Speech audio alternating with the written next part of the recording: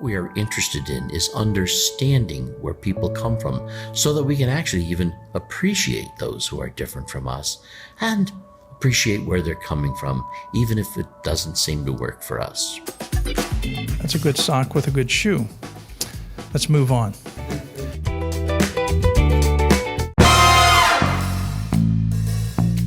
I'm the whistleblower who brought up the corruption of the retirement, right? And so everything that you see going on right now, I can assure you, nothing else matters except that, because it may very well be, as you may know, the clerk of the court has sued the county, and the county is now suing the clerk back. Very distinct possibility that one or more people go to jail over this.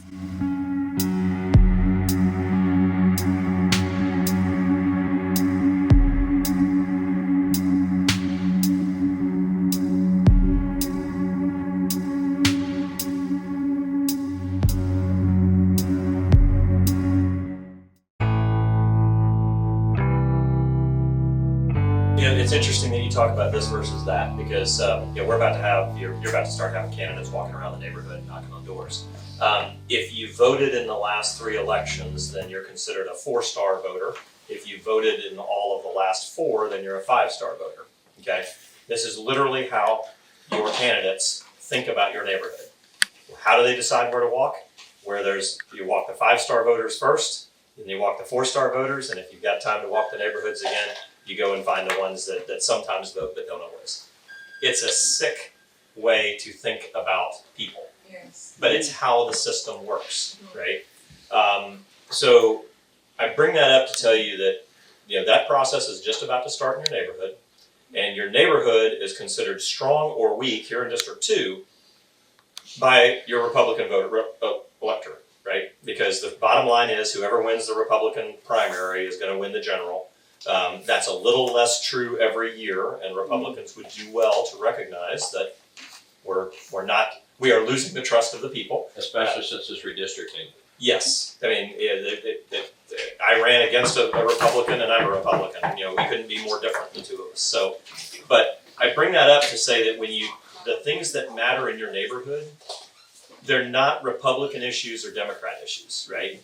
So be very careful, because if you start to show any sense of power, then the people who currently have the power, who consider that to be a challenge, they'll try to tear you apart.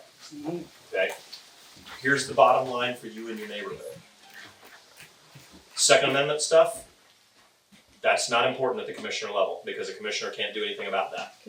Abortion, no matter how you feel about it one way or the other, don't let your community be divided on those things, because what you need to be focused on are whatever your top 3 are, okay? And I venture to say that the things that are most important to Beach Haven are going to be most important to the Republican, the Democrat, and everything in between, okay? But remember that anytime that you start to become powerful, those who kind of covet the power are going to try to tear you apart. They're going to look for ways to divide you. And it's entirely too easy today to divide ourselves by Republican or Democrat. Streetlights, is that a Republican issue or a Democrat issue? It's a neighborhood issue, right? Now, if you followed me at all, you know I'm a pretty hardcore right-winger Republican, okay?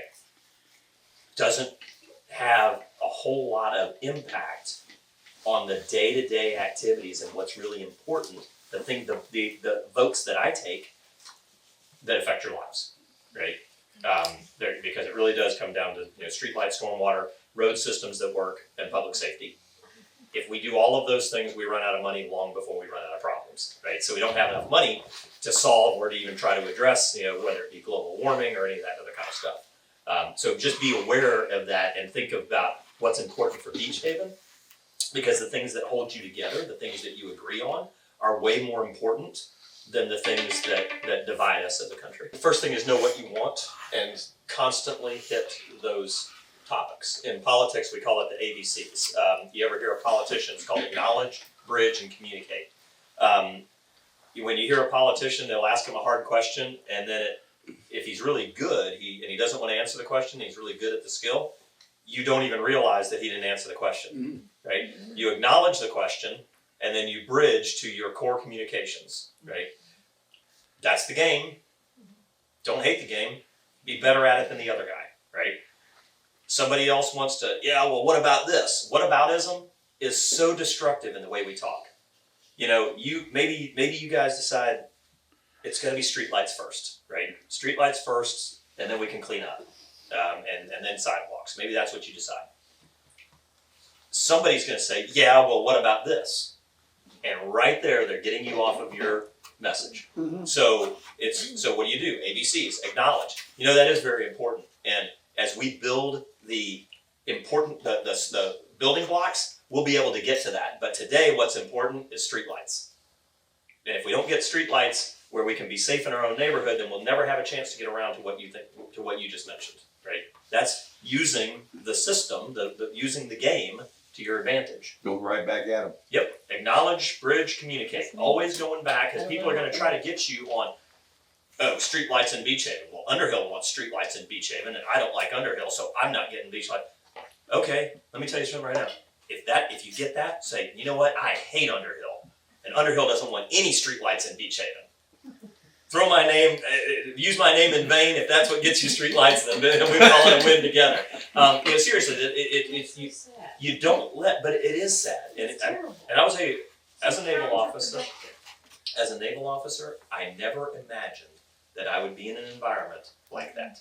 It's bizarre. Now, I mean, obviously, don't get along with any of the other commissioners right now. I mean, the retirement thing really put me over the, they're putting $45,000 a year in their retirement accounts, and I just can't. I just had to walk away. That's more than most people in this neighborhood make in a year. They're getting that in their retirement. But I will never vote against something in District 5 to hurt Stephen Berry, because it doesn't hurt Stephen Berry. Right. It hurts 60,000 people up in District 5, who deserve better, right? And so, we've seen some of that. I mean, the redistricting that you brought up earlier, that was pure, spite and politics. At the end of the day, I think it will all be very unproductive for the people who did it, because the people are not blind and stupid.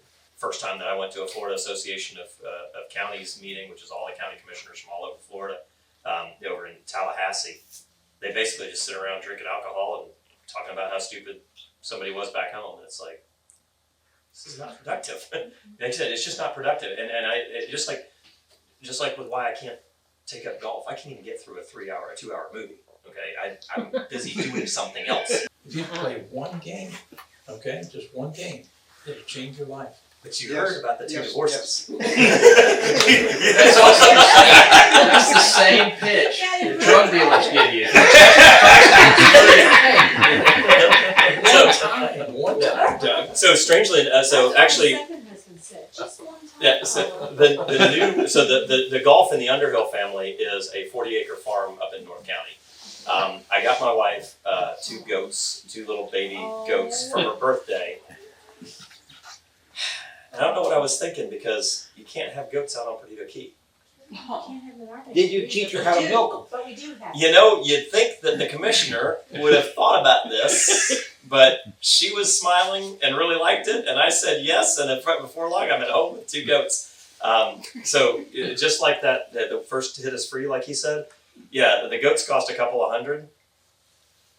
Everything else that's come after that, I never had a pair of Carhartt pants in my life. Almost my entire wardrobe is now Carhartt. I mean, the thing is, it's our property out on Perdido Key. Neither Wendy nor I grew up with resources, right? We both kind of came up a little on the hard side. It never occurred to me that I would own waterfront property on Barrier Island. So we've always been just really blessed with that.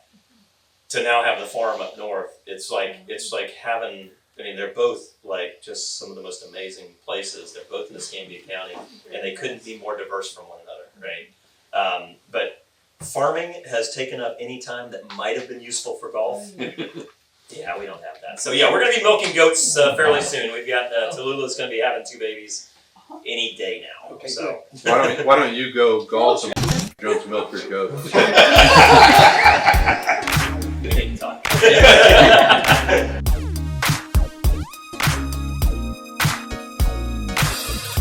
Get out a pen, a piece of paper, and your laptop. Doug Underhill is in the house. I'm the whistleblower who brought up the the corruption of the retirement, right? And so everything that you see going on right now, I can assure you, nothing else matters except that, because it may very well be, as you may know, the clerk of the court has sued the county, and the county is now suing the clerk back.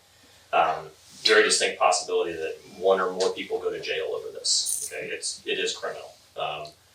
So one might say that it would be better for me to have just let that go for the sake of being able to get votes in favor of things that are important. So yeah, get along where the differences are not fundamental, but where the differences are fundamental, you have to stand up. Otherwise, you'll get rolled over. Corruption is the greatest problem this county has. Yep. It has held this county down so much. Get into the details right here. Corruption.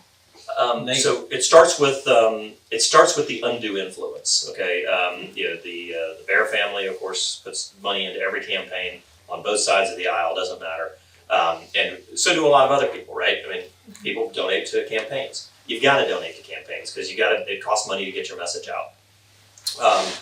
And so that's one of the things that I would recommend. And one thing you should know is that a rich person can give $1,000, but if you can find 10 people to give $100, it's the same amount of money, and it's 9 more votes. Right. Yep. Okay, and that's something people just have never really understood. You want to talk about how bad money is in politics, but if you can get a lot of people giving a little money, you get the same power to be able to use the press and get your message out. But you've also got troops now. You've got people who, because once you've committed to that level, that person's going to show up on election day. So you'd be surprised how important that is. Some politicians have a list of who their donors were sitting in their top desk drawer.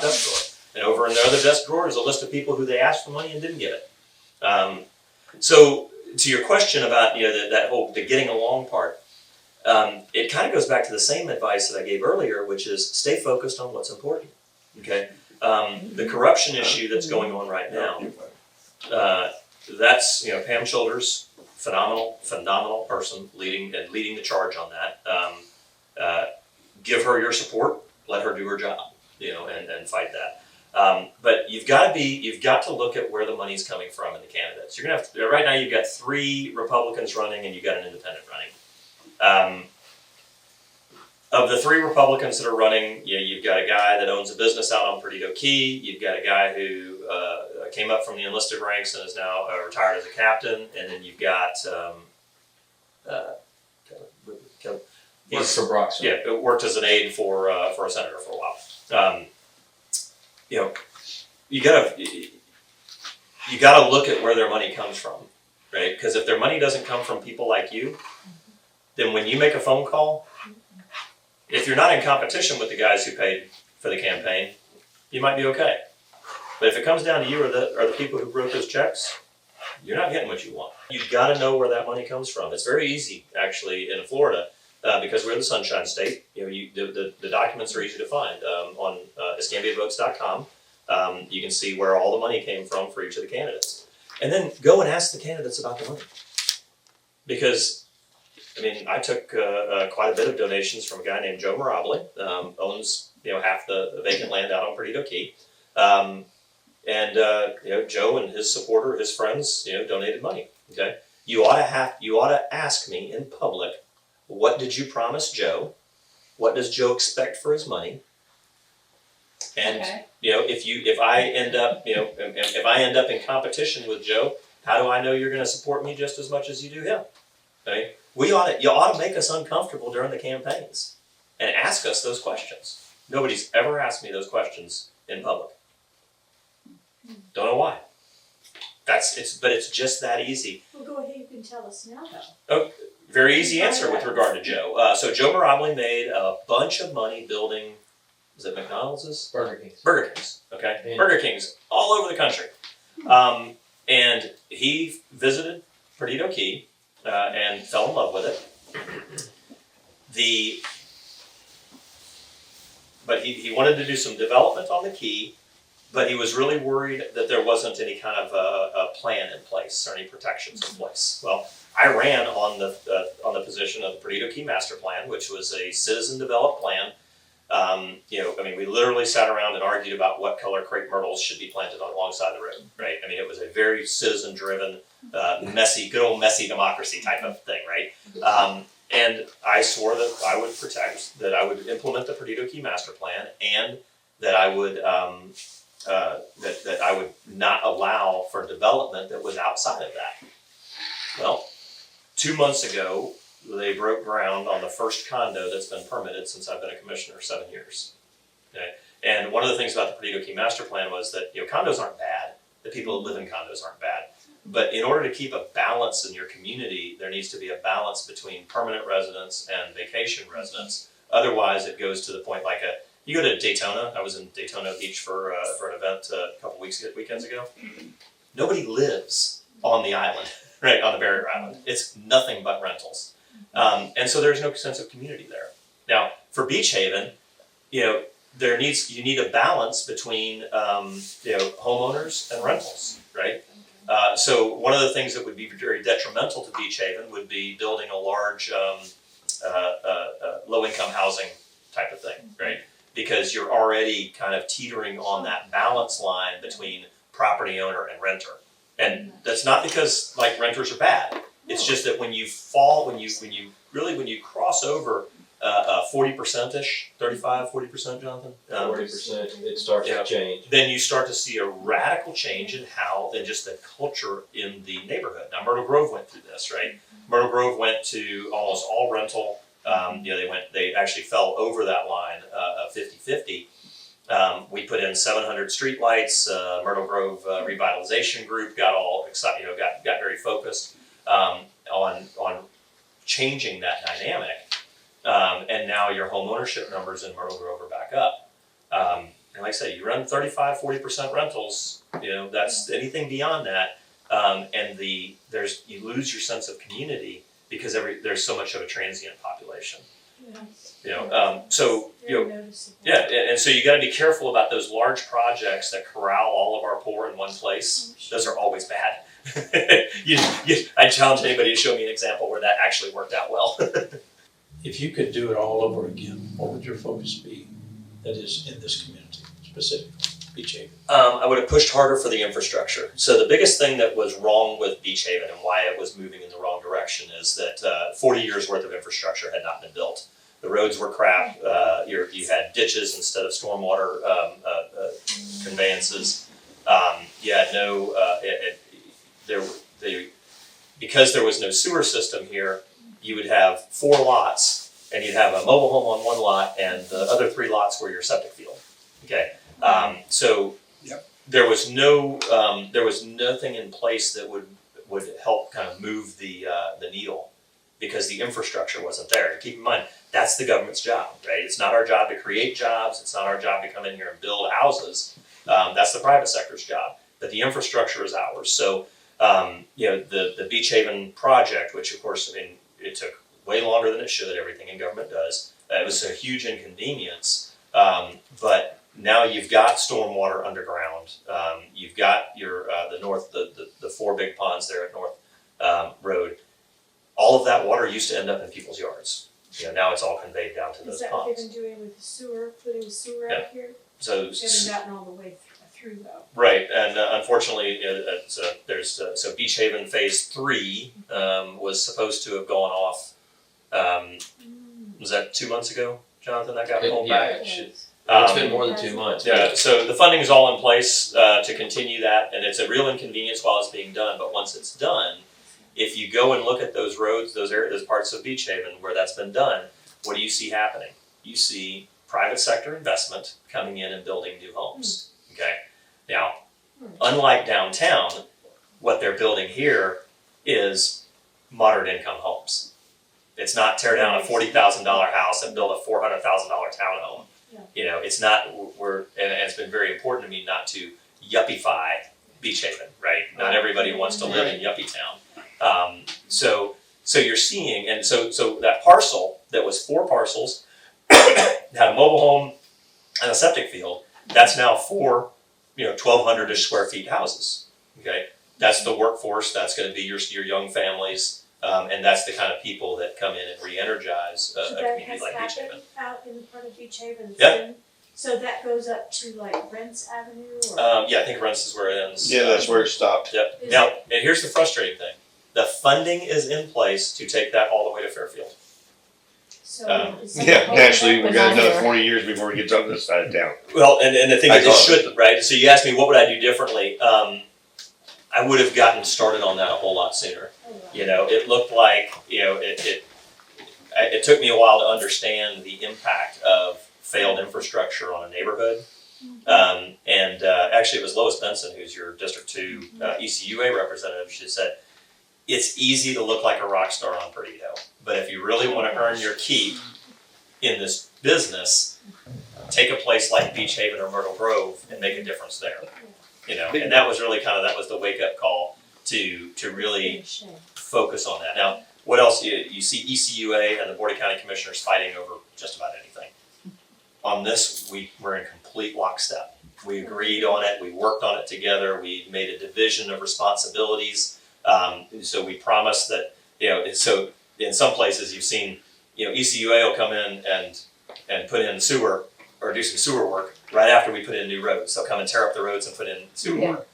Here, one of the reasons it actually took longer is because we looked at it systematically, that we would plan every step in the right order. Wow. Crazy idea, right? So, you know, so what's really important, I think, for Beach Haven is to make sure that the next phase of Beach Haven goes through. Because what you don't want to do is end up with new Beach Haven and old Beach Haven. You know, nice Beach Haven and crappy Beach Haven, right? And if we don't keep moving the ball on this, that's exactly what's going to end up happening. If Beach Haven would have organized itself 20 years ago, would things be different here? No. See, I think yes, except for one thing. The big thing that really enabled this was the BP oil spill money, because the septic tanks here in Beach Haven either flow into the bayou or up into Jones Swamp. And so it qualified for the environmental aspect of the BP oil spill money. And that's really, yeah, that was the big, that was where the big shot in the arm. You know, we used some local money, we used some state money, but the big shot in the arm was the BP oil spill money. So,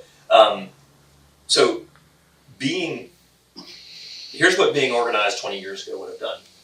As soon as an opportunity like BP oil spill comes up, you get to the front of the line. Okay, remember this: sharks feed first. Okay, so you know, and you can be certain that North Hill and Bayou Marcus area and Perdido Key and Pensacola Beach, they think of themselves as sharks, and they are aware of those funds, and they want to feed first. Okay, Beach Haven needs to act like a shark, and sharks feed first. That means that you're aware of those opportunities that come up.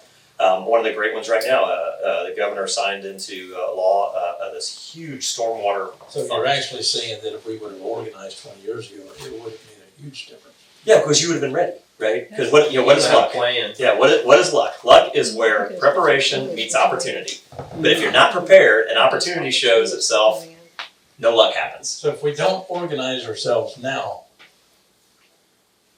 we're not going to go anywhere like we haven't for the last 40 years, correct? Beach Haven will always be easily divided until it gets organized. Hey, and guys, you got to remember, we are a lot like pack animals, just like those goats. If somebody's ever trying to cut you out from the pack, they are not doing it for your best interest. Anytime people are trying to divide you, it's to eat you. It is not to feed you; it's to eat you. You know, so you know, it's always interesting, you know, because if you actually look over Precinct 24 is on the other side of Churches, or I'm sorry, other side of Checkers. Okay, so you've got south of Barrancas, the Country Club, and Sobar. Now Sobar, almost every single household there votes, and almost every household there votes Republican. That's south of Barrancas. Yep. Sobar. Yeah. So north of Barrancas, same precinct, more voters, heavily Democrat. They don't vote. So Precinct 24 almost always goes Republican. Not almost always, every time goes Republican. Phase 3 gets you the lift station. Now the lift station the way it's gravity fed from your house down to a large pumping station, and then that pressurizes it and puts it into the system. So that's when We all know that stuff rolls downhill. Once it goes through the pump, then it goes uphill. They are very, very expensive. Okay, so that's where a lot of the cost comes in a sewer system. The Beach Haven 3 project has, and Jonathan, am I getting the numbers right on that? It is 3, right? That's got the big lift station over on right on Gulf Beach Highway. That will be able to serve everything south of Gulf Beach Highway, and pulls everything over to Fairfield. Now, once you hit Fairfield, keep in mind the road bed right now is about 2 feet higher than how God built it. Okay, so it really works like a great big dam. Okay, that holds a lot of the water over on this side. The hydrology of Beach Haven changes radically at Fairfield. Yes, it is. So, when you start looking into that project, that side of it is a much more stormwater intensive than it is sewer intensive. Those things about infrastructure is that we wouldn't be able to do this area without doing the area before it. If we had looked at the intelligent design of how this thing was all created and then built around that, we'd spend a lot less money. But yeah, you're right. So of course, Gulf Beach Highway was the high land, the high dry land in between the swamp and the bayou. So that's where the road got built. But then every time that we build a road and we raise it up, we're just creating a big puddle. Right. You know, and Fairfield was the damage done by Fairfield, because up until that time the water could have run westward, and the damage done by raising Fairfield up the way we did was extremely destructive to just the natural flow of water. Right. And as whether regardless of how anybody feels about climate change or whatnot, we are going through a period where the sea level is higher, right? And when you live as low as we do here, you can have all the drainage system you want. If the water in the bayou is the same level as the water in your yard, it ain't going anywhere. Right. And so now more than ever, we have to be extremely attentive about not filling in any more of the wetlands. We actually just bought, 230 acres just a couple of months ago. We bought a 230 acre parcel this side of Fairfield. It's part of the Southern Greenway. So the kind of used some Florida money. Florida FDOT has this idea that you should be able to get on a bicycle in Pensacola and ride all the way to Key West. I'm not going to do it, but we use Florida Greenways and Trails money, and what we're trying to do is complete the trail from Warrington all the way out to Perdido. In doing that, we're putting all of that into preserve, right? So that's not ever going to be a Walmart. It's not ever going to be a Tractor Supply or an apartment complex. Or Dollar General. Or Dollar General. Well, Let's don't talk about that one. hey, we fought them for 18 months and still lost. I mean, those guys they have some pretty powerful lawyers. You're But talking about the new one on Gulf Beach. Yeah. But you know how busy that place is? it is. Yeah. With all the people that Everybody opposed complained it. about Yeah, and probably the ones that Everybody's opposed it all was it. hanging out with grocery bags. Yeah, the reason that I was opposed to that is that the way that our land development code works is that you cannot create new commercial unless it's within a mile of existing commercial.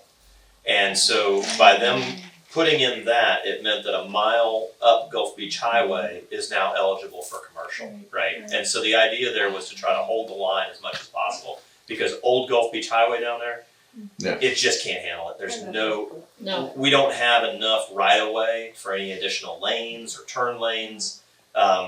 There's just the hydrology there is horrible, and that most of the neighborhoods, most of the land on the north side of Old Gulf Beach Highway actually sits lower. Mm-hmm. So there's just there's no smart way to do a dumb thing, right? And continuing to build out in the southwest sector is just a dumb thing. As I tell my kids, you can't pick up a dog turd by the clean end, right? So don't touch it. That's good. There's no clean, smart way to do a dumb thing. That was beautiful. That Underhill wisdom. When you do something like when we do the what they call it, the new urbanism. Okay, new urbanism is the cool catch term that people get paid a lot of money to do urban design to tell you, and that is live, work, and play all in the same place. Right. Well, there's nothing new about it at all. That's how our communities in America grew, right? And so if you look at the Beulah Master Plan, if you look at the Perdido Key Master Plan, if you look at what they're doing downtown, they're creating an environment where there's residential and commercial together, so that you can live, work, and play in the same area. So there's actually it's actually the right way to do it. I don't see anything in the future land use that would allow for commercial construction inside of Beach Haven. I think you're going to continue to see the development, and especially once we get the 4-lane boulevard done for Gulf Beach Highway, then you'll see the commercial reinvestment there. I think that one of the big silver linings from COVID is that as a nation we work differently now, and working from home. Especially in Florida, it's trending more the other direction, right? Of allowing, uses in your property that do not have an impact on others. Right now, anyway, the political trend is definitely in that direction. I think in some cases, maybe a little too far in that direction. When you look at some of the vacation rental by owner, where you're building a house on the beach with an occupancy of 35. I mean, come on, guys, that's a motel. Or a house, or a house on Sunset. Yeah, there's one on Sunset that's going in that skirts right along the plays right in the gray area of the rules. Was totally just an indecent thing to do to your neighbors out there.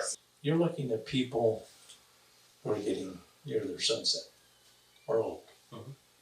We're not doing this for ourselves, but we're doing it for our children and our grandchildren, the community. We want to see this community not just survive, but thrive. And I'm asking you, would you help us to organize this community? Yeah, absolutely. It's not the thing is, but keep in mind too. Don't be looking for a white knight. If you're looking for a white knight, look in the mirror. It's you. You are more invested, right? And then figure out what it's going to take to when you go down a sidewalk in Beach Haven to see an 80-year-old lady talking to a 28-year-old mom with an 8-month-old baby in the stroller. Okay, when you've got 3 generations living in a community. That's your best litmus test. I mean, when I see that in a community, chances are that's a healthy community, right? So figure that out, right? So that even for those of you who are, as you said, closer to the sunset of your years, what would you find out what the 28-year-old mom needs for a home, right? Find out what is necessary. Our school system in Escambia County is an abject train wreck. Mm-hmm. Just plain and simple train wreck. If my children are 18 and 21 now.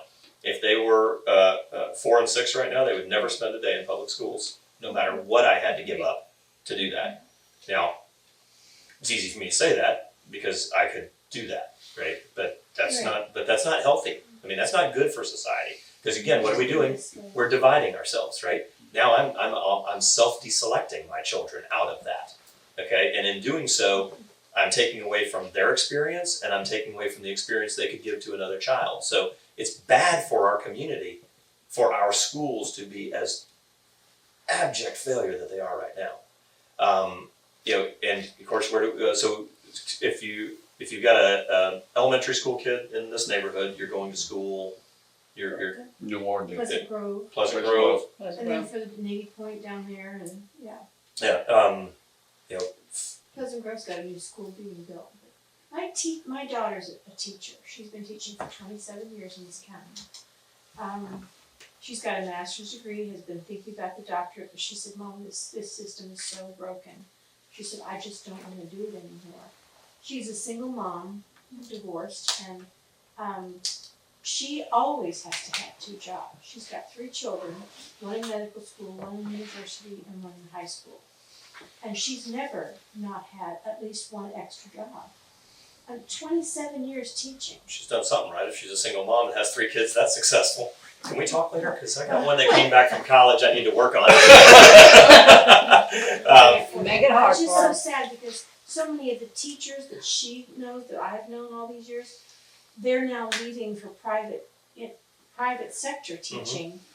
And the school that she changed to is just, the stories I hear are so awful. Yeah, and I hear a lot of that. Kids tearing up the rooms and climbing fences and throwing things and calling teachers names. But the teachers don't get enough pay to deal with that. No, they don't, well, I mean, Is there but how much is enough pay to deal with that, right? I Oh, I mean, don't know. if it's animalistic behavior, Well, yeah. there's no room for No. education, But and at that's least the, people would try to work, I don't know, people wanna stay longer if they can make a living at it, and Yeah. they're leaving if they can't. yeah, no, it's It's just so sad. and I'm kind of way over on the libertarian side, right? So I'm strong Republican. I don't care if you smoke weed. I don't care who you went to bed with last night. I mean, I just don't get wrapped around those kind of axles. But if you think about the fact that the state has complete control over the industry, Yeah.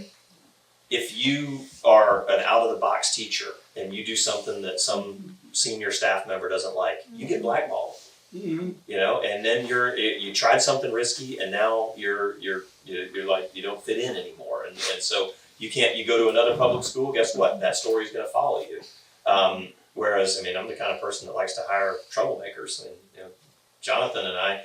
Yeah, If you ever listen to us talking, a lot of people are like, I can't believe you talk to your commissioner that way. He works with me because he will talk to me that way. You've met Connor. Or talk to Connor. If I'm in an interview with an intern and he won't argue with me, he's not gonna be my intern. I'm gonna sit here and needle that kid until he will, till he'll show me what he cares enough about to risk the interview on. And if you can stand up and risk the interview because you care about something so much, you're my guy, right? Our school system doesn't allow for that. Our school system, you step out of line, you're blackballed, and there's nowhere for you to go. Whereas if we had more private sector schooling, then the out-of-the-box thinking teacher or the teacher that makes a mistake, when I interview people, I always ask one of the most important questions in an interview, what's the biggest mistake and what'd you learn from it? And if somebody says, well, I haven't really made a great big mistake yet, okay, interview's over, because I don't want you making that first big mistake on my watch, right? And so, like I said, there's no other industry where the state owns the workforce. They're practically indentured servants. Really? And now how do we that's kind of a big picture thing, right? How do we make a difference about that here in Beach Haven? I don't really know the answer to that question, but you can noodle through that and say, I may not be able to solve that problem, but how do I make that problem a little less impactful here in Beach Haven, right? And that's that idea of thinking globally and acting locally. We have a lot of drug activity in this area. Yeah, and I tell you what, Myrtle Grove had a rash of it too, and they got into it got to where it was like weekly drive-by shootings in Myrtle Grove there for a while.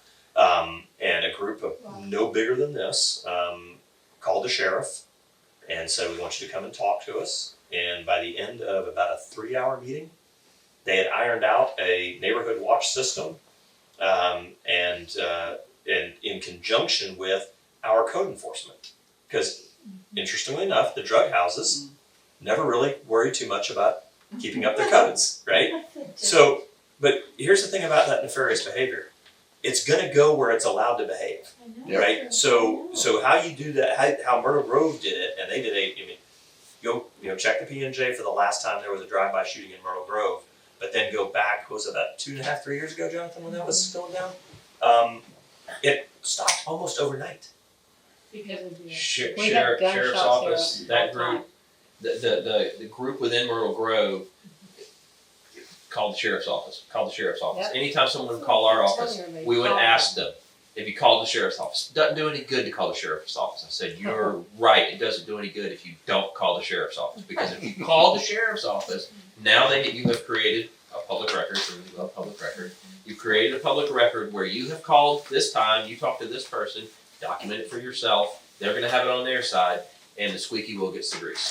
You wear them out, you escalate to, until you get action. You just keep escalating. I need to speak to the shift supervisor, I wanna speak to whoever. You call 436-9620, which is the non-emergency, say, I'd like to speak to whoever is on shift this time, and just engage them. Because if you don't engage them, they don't know. They're going to go wherever the calls are, right? If the calls are in Myrtle Grove, that's where they're going to show up. So many people are afraid, and of retribution. Yes. So here's what we did for Myrtle Grove. You don't want to report it? call my office, I'll report it. Okay, and we did, and Jonathan handles them. The same houses where that behavior's taken place, there's probably a vehicle parked in front of it that does not have a license plate on it, and that's a derelict vehicle, and that's a reason for code enforcement to go knock on the door.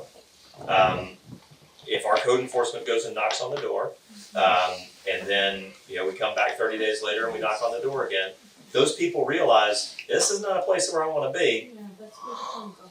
You turn on the lights and the cockroaches run, so turn on the lights. And it was a comprehensive plan in Myrtle Grove where our code enforcement guys would go and do their part, the sheriff's office would go and do their part, and we just constantly kept that pressure on, and what do you know? It stopped. Let me get to a question because I know that you need to go. Y'all got plenty of time. You've been so gracious coming our way. You feed me, you can keep me here a long time. Okay. We want you to come back more. But here's something that means a lot to me. You have inside information that none of us have, correct? Yeah, unfortunately. No, none. So we have this contest, and sometimes it's a contest where it reminds me if you have 10 people in the room and they're voting on something that they're not, they don't know anything about it. That's not a democracy. That's just people voting, right? And I feel like our community, in a sense, is very much in the dark. And so to help massage it, that is, to tease out the truth a bit, I would like to see you come back in a couple of months, if I can arrange some of the commissioners running for office, and I would like for you to sit in our main auditorium in there and sit up on stage with me. We'll televise it in the whole 9 yards. And you can ask some questions because you know how to get at some of the things that are behind the closed doors. They may or may not know anything about those things.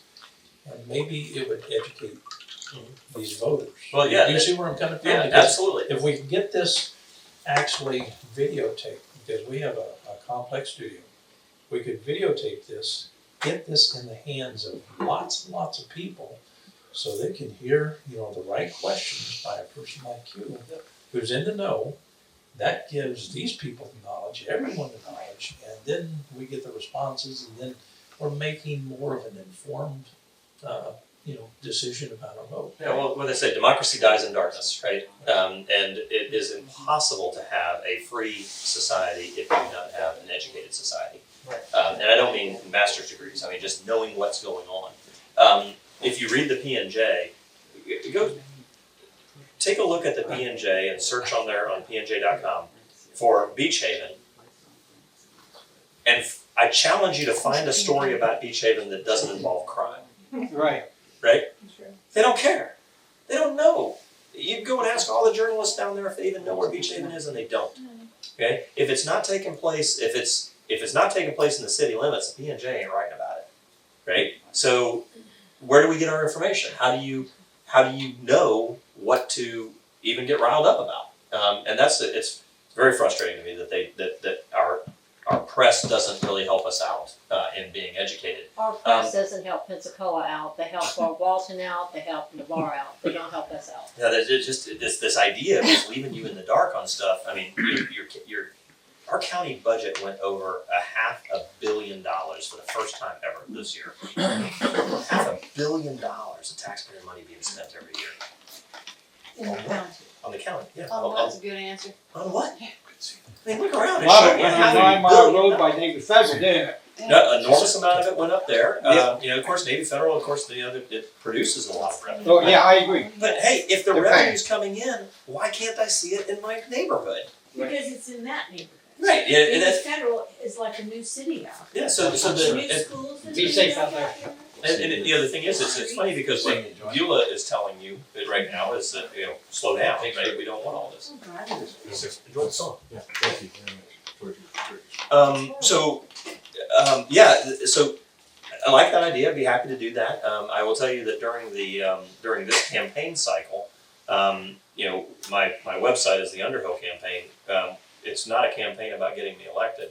The Underhill campaign is about doing away with ignorance, and I'm going to be putting out so much information that if you force these candidates to answer to those things and talk about those things, now you get some real content, right?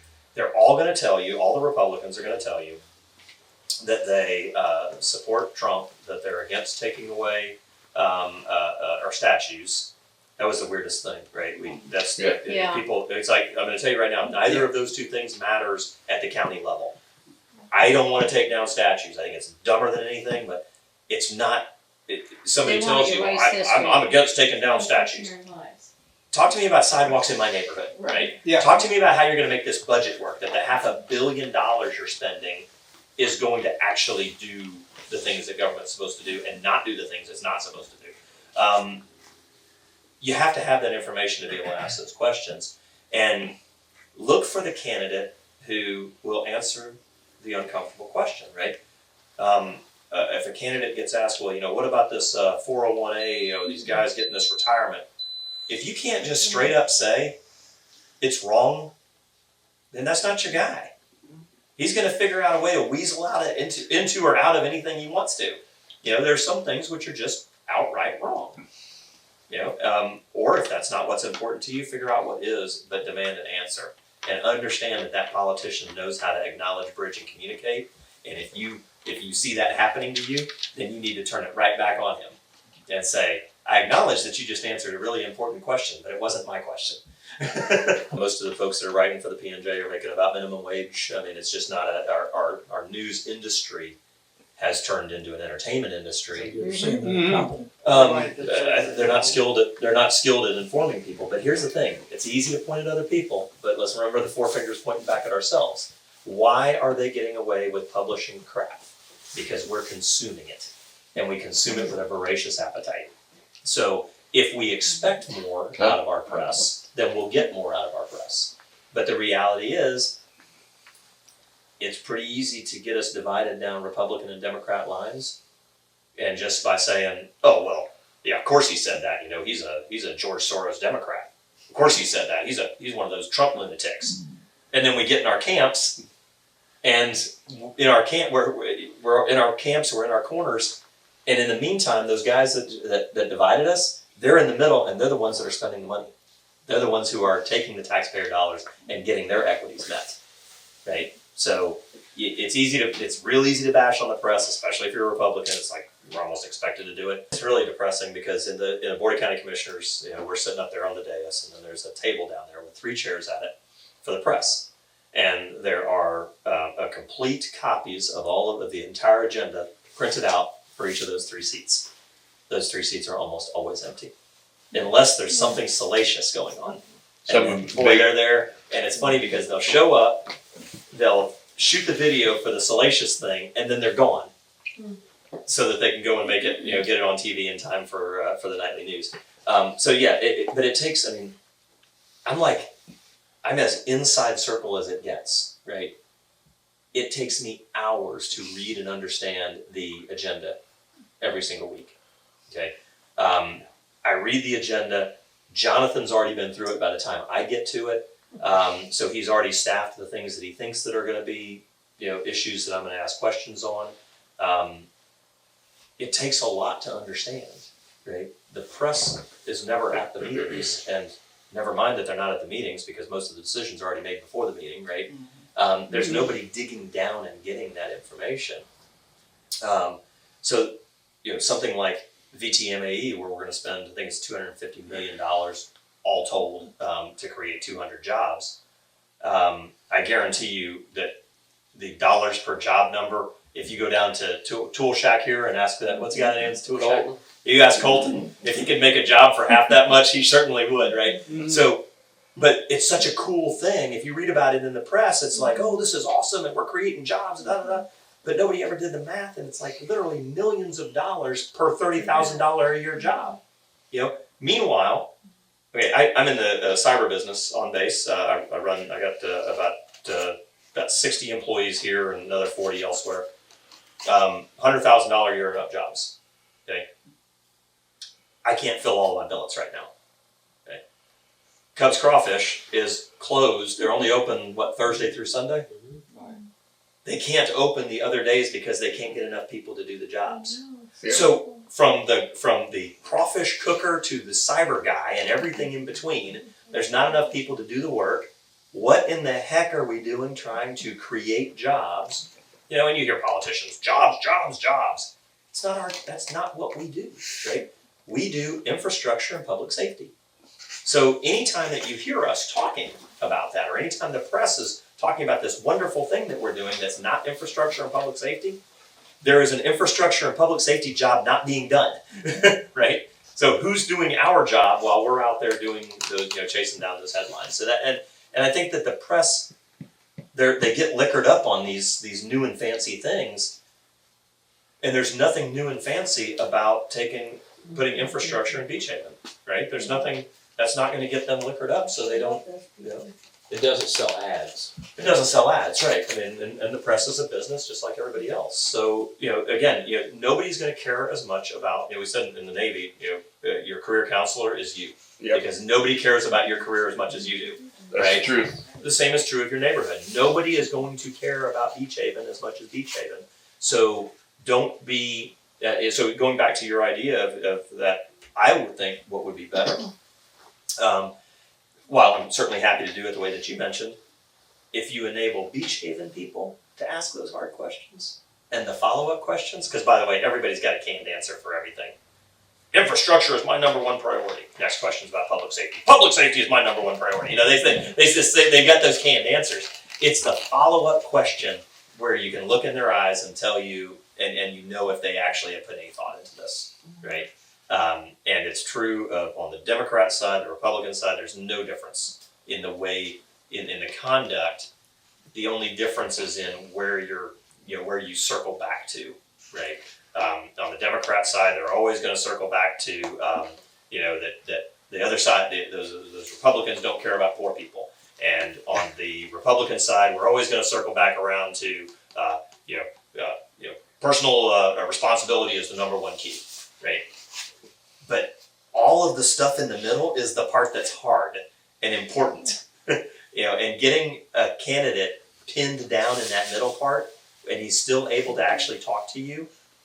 That's a guy who might actually do the job.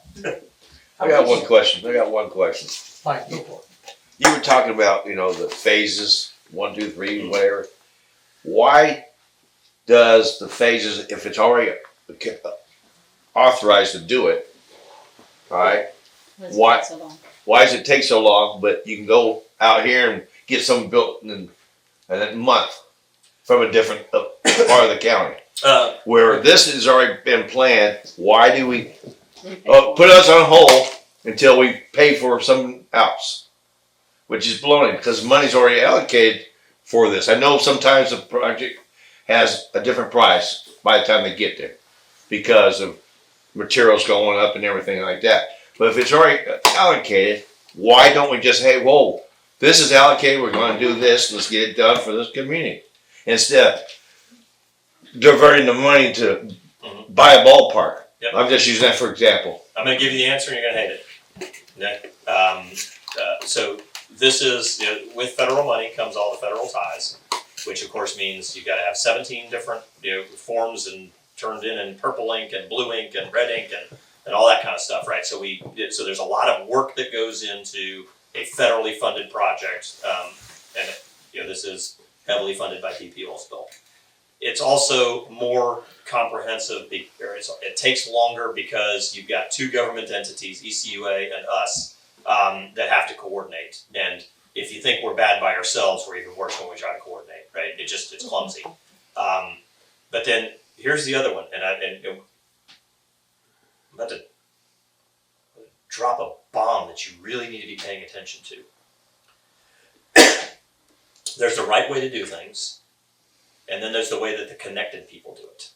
Okay? Mm-hmm. And you're right, they come right in, and you've got this priority that's been stacked and racked and ready to go, and then suddenly we're paying attention to something over here. What happened?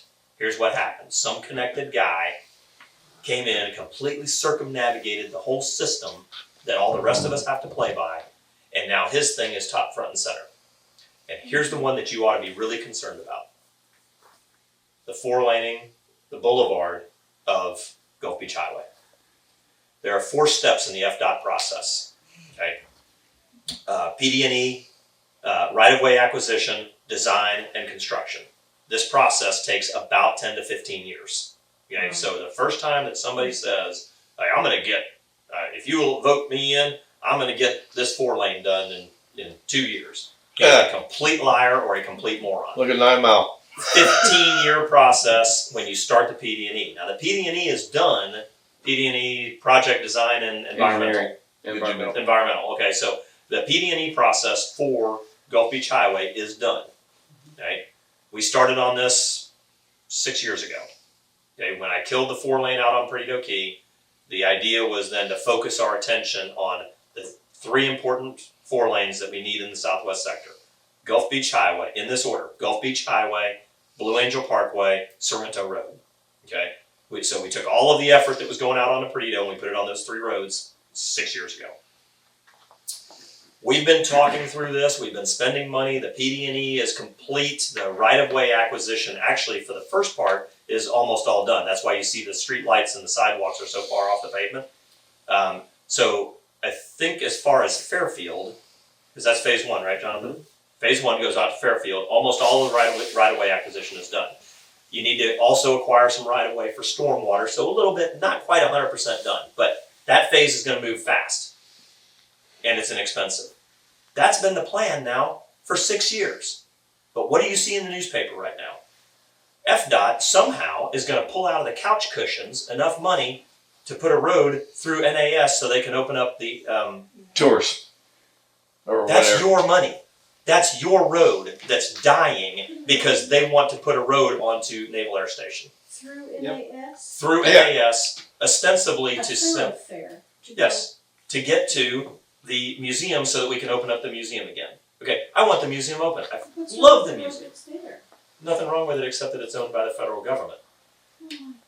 They want to have a road for civilians to be able to get to the museum Without having to go through the gate. without having to go through the gate. Okay, that'd be great. It's nowhere near the priority that getting this boulevard built is. And we've been working on this for years, but somehow somebody has made this other thing a priority. It's a horrible idea because where does that road dump out? It dumps out at Old Gulf Beach Highway. Do you think Old Gulf Beach Highway can handle any more traffic? Nope. No. The money should stay where it's designed and planned, which is getting this done to Fairfield, getting Fairfield to Blue Angel, and then 4-laning Sorrento out to the Key. That's what's been planned. That's what's been vetted through the public process. Meanwhile, somebody sitting in a dark corner somewhere with connections I don't even know. I don't even know where that idea came from. I tell you where it didn't come from is my office. And they never once called me about it because they know I would have absolutely had a tantrum about it and made it public. Now, when you hear them talk about that road, understand that the money that would build that road on that base is the money that's supposed to build the road right here in Beach Haven. Mm-hmm. Because if somebody tells you, oh no, that's different money coming from a different pot. It can't be. Fine. If it's coming from a different pot, then put it on the project that we've already got planned. Why not that? Oh, well, different color of money and blah, blah, blah. BS. Yep. Okay? That's how that happens. It's a horrible answer to your question, but that's the answer. Okay? And right now, everybody who cares about Beach Haven ought to be calling FDOT and calling, who's on those letters? Senator Rubio, Senator Scott. Senator Scott. Somebody powerful got to them and said, and they're like, oh yeah, I'm all for this. Let's write those senators and ask them why they don't care about Beach Haven. Because they should care about Beach Haven. Let's write FDOT and ask them where you get the money from. Because if you got money for that, why don't you just accelerate the projects that have already been vetted? Right? We all know, hey, if you get tired of the TPO process? Oh yeah, no, I didn't. So the way that these projects get created is they go through the Transportation Planning Organization. The TPO meetings, we sit down and we decide what our priorities are, and we align over in actually a 15-year block what's coming next. And this is done in 5-year increments called planning cycles. At no time in the TPO process has anybody ever brought up putting an FDOT road through NAS. Okay? The next TPO meeting is next Wednesday, February 9th at 9 a.m. at the Bay Center. So I will forward you whoever I need to forward that to. We should start asking hard questions. Okay? If you, military, any of you guys, some military folks around here? Yep. You understand force protection? Mm-hmm. Is there any value to a military mission to have a civilian highway through the middle of your base? None. No. That's what I don't Okay. understand. Why they would- None. If you care about your military missions here, you have to be opposed to that road. Absolutely. The more that you carve up and commercialize that military installation, the less valuable it is to the protection of this nation. Okay? But you know who it's really valuable to? Developers. Yep. It's miles and miles of pure, pristine waterfront property that the developers would love to get their hands on. The more you carve it up, the more that you're doing their will. The And more next thing you know, carve it they'll up. be saying, well, we're gonna close the base. And here's the thing, you love the Blue Angels? You won't think the Blue Angels have to be in Pensacola? Well, Blue Angels can do their mission from anywhere in the country. Yep. Anybody ever been to San Diego military? No, not military. How's that base out there? It's It was humongous. Right, well, yeah, but what's all around it? Housing. Right, Civilization. and closed in. Right. And the number one call that I get from relationship to the Navy base out here from people that aren't from here is that noise from the planes. I mean, it just, I can't imagine. Oh, geez. And that's the totally wrong thing to say to me. Yeah. Because I'm the son of a Navy chief and I was raised here. I spent my childhood out here. So I would just say, sorry well, look you up in the moved sky, to- see their eyes, and they're too close. that's the sign of freedom. I'm sorry you moved to the wrong place. Yep. Is there something else I can help you You with? had to know about before you moved there. Yeah, Right. and the thing is, if you want to protect these missions, right? If you want to, you notice that we have 4 Coast Guard cutters that are based out of Pensacola now. Okay, my goal was to get gray ships, gray hulls, which are Navy ships. But when we were trying to get Navy ships, the Coast Guard talked about how poorly they were treated elsewhere Mississippi. in Mississippi and in Texas. We took 2 Coast Guard cutters out of Texas and 2 out of Mississippi. They're home ported here. Okay, you want to talk about job creation? That's 250 jobs per boat. I can't figure out why we don't have a ship here. We Uh, have a well- very, very deep harbor. Why don't we have a ship here? The primary reason is just that really actually comes down to strategic threat, right? Because ships are so expensive to manage and maintain, maintaining them out of Mayport, so basically your whole southern half of the fleet operates out of Mayport. Yep. It just, to move one ship here and then move all of the support equipment that's necessary for it, it just financially doesn't make much sense. Now, but the Coast Guard mission, which is the counter-drug mission, you couldn't ask for a better place than Pensacola, and that's why we got those ships here. So, our port on base is fully functioning now. It's a fully operational port doing what a military base is supposed to, and that's defending the nation. A military base is not designed to be a tourist location. And, while I love the lighthouse and I love being able to go to the museum, if I've got a choice, if those things put our missions at risk, shut them down. The solution this is the risk you take when you build a tourist element on base. The solution is actually fairly simple. It's kind of expensive, and that is to build a visitor center off base, and for the museum at museum expense, not at local expense and not at military expense, for the museum to run a shuttle to get people onto there. Right. Yep. They can do that. That can do that with no problem. Force protection, counterterrorism officer. I am much more intimately aware of the realities of that type of world than most. It can be done, but it comes at a cost, right? It's expensive. Well, it's not going to come, it should not come at a cost of the basic infrastructure that places like Beach Haven need. Right. And if anybody's telling you, oh, no, it's not going to take away from your project, just wait a little longer. You just took away from my project, right? True. And how much longer do any of us really have, right? Do we want to see this happen in our lifetimes? There's no excuse for taking your eye off the ball. It's often said, hey, if you ever get tired of starting over, then stop quitting, okay? We keep quitting. We do fits and starts because we don't keep our eye on the ball, plan our work, and then work our plan. Exactly. Nice meeting you. Good to meet you. Good luck. Thanks. Thanks. Good to see you. Thank you. 3:30. Was that your show?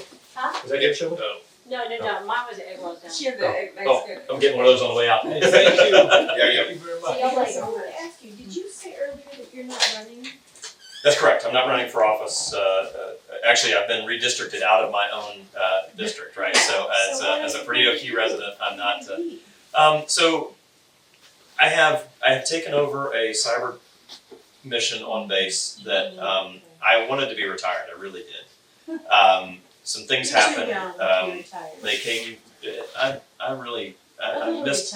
I spent a lot of time overseas in the global war on terror, and I just about missed out on my own kids. And so I'm really kind of focused on that. Yeah, and see, the thing is, my dad missed out on mine, and I said I was going to do better. But for some reason, our nation can't seem to get through a generation without a war. So I'm going to really focus on that cyber mission because it's national critical infrastructure. Yeah, there's a strong possibility of running for District 1 now that Perdido Key is in District 1. If I believe that the things that I care about are in danger again, then I'll do that. I might end up running for to go to State House. But what I would really like to focus on is just getting information out. Now that Jonathan and I, we call ourselves gypsies in the palace, right? Now that we've been on the inside of this thing and we know how these things work, we're really kind of uniquely positioned to be the tattletales, quite frankly, to be the ones who blow the whistle on some of the stupid stuff. So if the commissioner's retirement thing, when they presented that to me, if that would have gone through, so what they've done is I get paid about $90,000 a year as a commissioner, which is about right for the amount of work that it takes. What I don't understand is why I get a retirement check. Okay, these jobs are part-time. Being a politician was never meant to be a career. It shouldn't be a retirement check. And they're paying $45,000 into each person's Every year. Yes, which is oh my goodness! Think of all the people who work their little behinds off. yeah, it's just abject. Even if it was legal, which it is not, it's a gross violation of state law. Even if it was legal, it's just not right. That 401A plan is available for senior staff and elected officials. The senior staff payout is 34%. The elected official payout is 51%. It's insane. Even if it was legal, you just know it's wrong. And they went and did it anyway. But it's not available to all staff. So there's a selected class that gets it, and then the elected officials get it almost double Those better. girl boys, they just won't go away. Right, and so when it was presented to me, that would have put, retroactively, would have put about $250,000 in my pocket. I think they believed that I was going to go ahead and sign off on that. And instead what I said was, you got a couple of weeks to come clean on this or I'm going to blow the whistle. I blew the whistle on it, and that's when you hear much of the hatred that you hear, you peel back all the layers, you're going to get down to that. So what's happening with it then? Is there anything being looked into? And So Pam Childers is the clerk of court. She's also the comptroller of the county, so she holds the county's checkbook. One of the beautiful things about Florida government is the people who want to spend the money are not the ones who actually hold the checkbook. Okay, smart move. It's actually how we do it in my house. My wife holds the checkbook. Pam looked at it and she said, "Guys, I think we've got a problem here." And she said, "Can you guys take some time and really think through this and decide if this is what you want to do?" She was very polite about it for 2 months, and they got more and more belligerent every time she brought it up. So finally, she just said, "Okay, well, if I write a check that is against the law, I can be held personally accountable. So I ain't writing the checks anymore." And the county sued her for it. So yeah, so I tell you what, Pam Childers is an iron horse of she stands like 6'5". I mean, very beautiful blonde hair, very fancy dresser, and just as down to earth as any human being you've ever met, and more backbone than 90% of men I've met in my life. So she is the people's voice in this thing, and I can't understand. Is that on the news? It's been in the PMJ a little bit. I know, me too. But no, it's not making it in the news because, here's some things you kind of have to look at, right? Who owns the radio stations? Okay, the Hoxing family owns the radio station. They're big into what? Economic development. So they're not going to say anything negative about the commissioners. WEAR, There's it's his name, Sava Verazo, real good friends with the Randy that runs the, That's an old family name. yeah, well, crooked as the day is long. Yeah. We had a fire out on Perdido Key in a condo that was a waterfront condo. Burned down most of the condo. Sava texted me and he says, I'm gonna cook you over this or some dumb thing like that, right? He's just really telling me that he was gonna make me famous over this. The next day, WEAR runs a thing about about why we don't have a fireboat. Okay, we don't have a fireboat in Escambia County because I said $250,000 for a fireboat doesn't make any sense. Right. When Especially a used one. And when I asked one, a used one, it had 10-year-old Suzuki outboard engines on it. Great, for $250,000. If you know anything about fishing boats, a 10-year-old fishing boat engine is 10-year-old outboard engine is an anchor. Right, so yeah, so it's a piece of crap. And here's the question I asked: show me in the last 10 years how many instances in Escambia County you would have used this boat if you had it. Guess what the number was? 0. Okay, so I said, don't spend $250,000 on a fireboat. Put money into your fire engines, which run every night. And so I had killed off an opportunity to buy a fireboat. And WEAR tried to turn it into this great big thing. I will stand and debate that any day. A fire truck serves the whole county. Yep. A fire boat serves a tiny part of the county. And I'll ask all the hard questions. Where are you going to store it? Oh, well, it'll be stored up at the EMS office up on W Street. Took 2 hours to get there. What? So if the call comes in, it's going to be an hour before you get that boat launched, and it's going to be another hour before it would get out to Perdido Key by water. Ask the hard questions. How are you going to use this thing? We just bought our EMTs, our EMS just bought. We got a school bus donated to us from the school. And we're turning it into a mass casualty ambulance. And we're spending some tax dollars for that. Again, I asked the question, last 10 years, how many times would this have been used? Well, we might have used it at the shooting on base. No, you wouldn't. No, they way too fast. In a mass casualty event, not everybody goes to the same hospital. You spread out your casualties to all of your ERs, which means you need multiple vehicles. So if you're in a 14-person ambulance bus, if you're the first guy getting loaded, and now instead of on your way to the hospital, you're waiting for 13 more guys to get loaded? Hello, golden hour. That golden hour from the incident to first care is the determination between life and death. Sitting there on a bus waiting for the other guys to get loaded, that doesn't make any sense. And these people that are wanting all these things, they make $90,000 a year? It's absurd. It's beyond absurd. What do they, that's the things they sit around and talk about is Oh yeah. fireboat and... I lost that vote 4-1. We're getting that ambulance, that bus. Are you? Oh yeah. Really? 4-1 vote.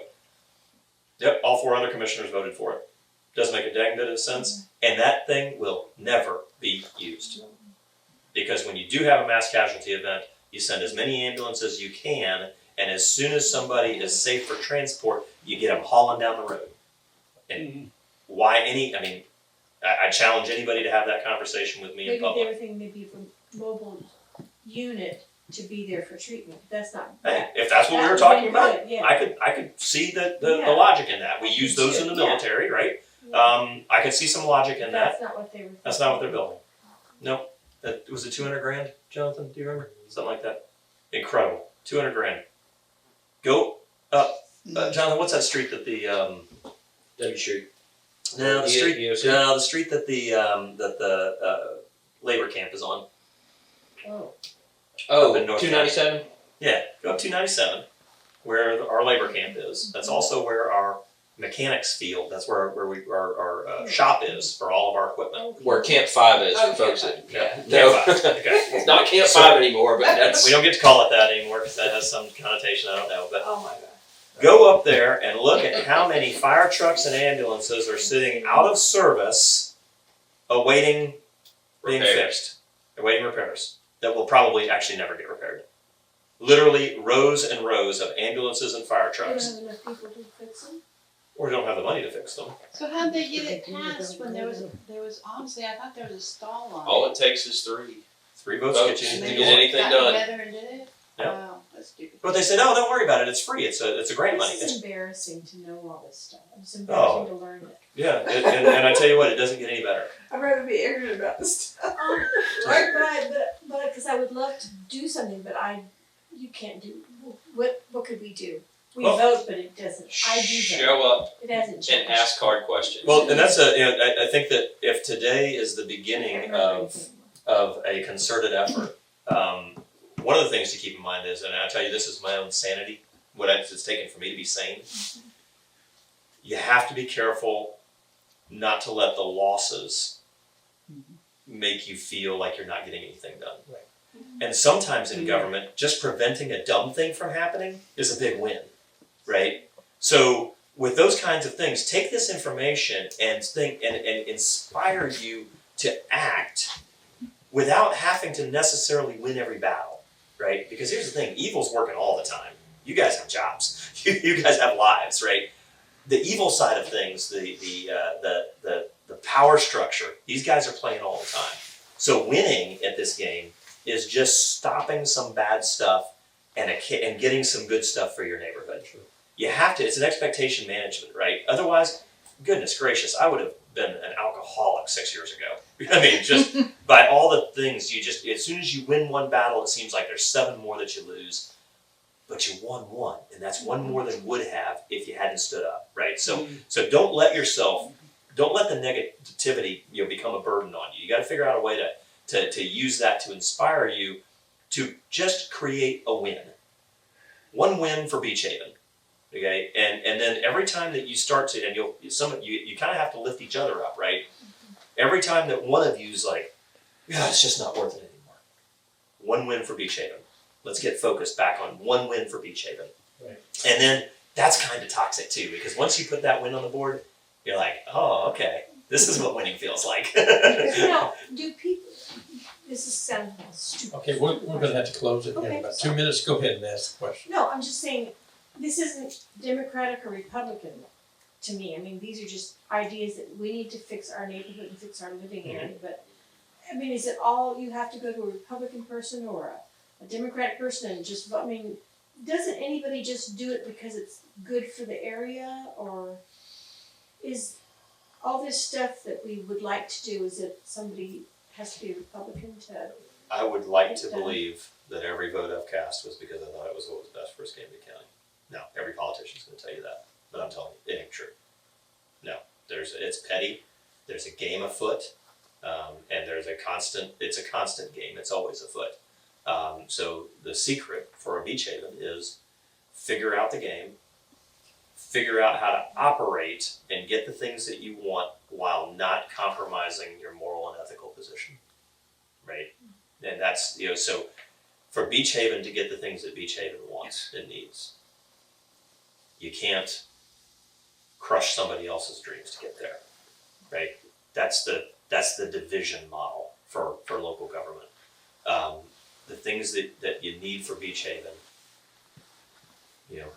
figure those things out, and then just like I said, stay focused on those. Somebody's always going to try to drag you into some other argument, and it's going to do one of two things. It's either going to divide you, or it's going to discourage you, right? So you talked about the Republican-Democrat thing.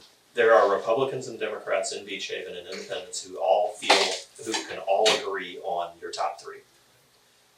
You send your 3 to 5 Democrats to go talk to Lemon Bay. You send 3 to 5 Republicans to go talk to Stephen Barry. You do whatever is necessary. And hey, Stephen Barry loves baseball. He was a baseball player in high school or whatever. Find somebody who knows something about baseball, who played local baseball, because that's going to get you that in to be able to talk about the thing that you need, and play to your strengths, not your weaknesses, right? And so, I mean, that's kind of getting into some real strategery, right? But if what you're doing here is the seed for a comprehensive approach to Beach Haven getting the things it needs, you got to understand this is a long battle. This is years, right? It's an important year because you're about to have a different commissioner, okay? And these 3 cats, I'll be perfectly honest with you, the Kevin kid from Tallahassee. The Kevin kid. He bought a house here like 2 months before he filed. What's his last name? Kevin Brown. Brown. Kevin Brown. He's the one Louis Baird's kind of bankrolling right Yeah, yeah. He had 4 senators in Tallahassee throw a fundraiser for him in Tallahassee. Okay. A commissioner who got all his money in Tallahassee from a bunch of senators and their friends is never going to give a crap So about he Beach bought Haven. a house here 12 months before, and then he ran. And then ran for Right. office. Yeah. So he's a pawn of. Right. Right. You know, at He's the end of fine. the day, he's going to do whatever he's told to do because Right. that's all he's ever demonstrated. You know, the other guy is a Navy captain who came up from the enlisted ranks. Yep, Okay. I know him. Pay some attention to that guy. You know, ask him some hard questions and see how he handles the heat. The other guy, Chance Walsh, owns a business out on the beach. Born and raised here. Does he live where you can run for? Yeah, he lives off Okay. of Gulf Behind Beach Highway. Shandell off Gulf Beach. Yeah. Oh, Yeah, okay. Shandell area. He's out there. Yeah, so you know, there's 2 guys who, I mean, look, if you can't name 3 streets in Beach Haven, you better not be in Beach Haven asking for a vote. When I called the sheriff's office and mentioned Beecham, that this is where they need to send a cop, the dispatcher didn't know what Beach Haven was. Yeah, that's so sad Oh my because God, I mean this it's is Beach Haven for Yeah. 60, 80 years. I don't know. yeah, and if you actually look at the core of the West Side, you know, I mean you think people think, you know, Lake Charlene. Well, Lake Charlene's fair. That's New West Side. Yeah. Yes. And so yeah, I think that the you know, the important thing about that is you gotta. Nobody is ever going to care more as a commissioner than they did as a candidate. Okay, that's your best look at those guys. That's the best behavior you're going to get out of them. So you know, I mean, go ahead and just call them right to the carpet. You know, if you know, what are you going to do here in Beach Haven? And if you're going to talk about Beach Haven, you've got to be able to talk about the environmental impacts of sea level rise. Even if you don't believe in global warming, understand that that's where federal law is going, right? Which means that's where funding comes from. So if you don't understand the hydrology of Beach Haven, with water to the south and water to the north, and recognize that that's a source of federal funding, then you're probably not going to work hard at it. Yeah, so yeah, I mean, get those guys and really make them pay attention to Beach Haven during the campaign. Because if they get elected without paying attention to Beach Haven, they ain't ever going to pay attention to Beach Haven. Right. Okay, and here's the sick reality of District 2 prior to this recent change. Precinct 105, which is Perdido Key and Inner Precinct 67, which is Old Gulf Beach Highway, and Precinct 24, which is south of Barrancas. There are more votes in those 3 precincts than the other 11 precincts. You can win District 2 with just those 3 precincts. So if you don't make them care about Beach Haven, they don't have to.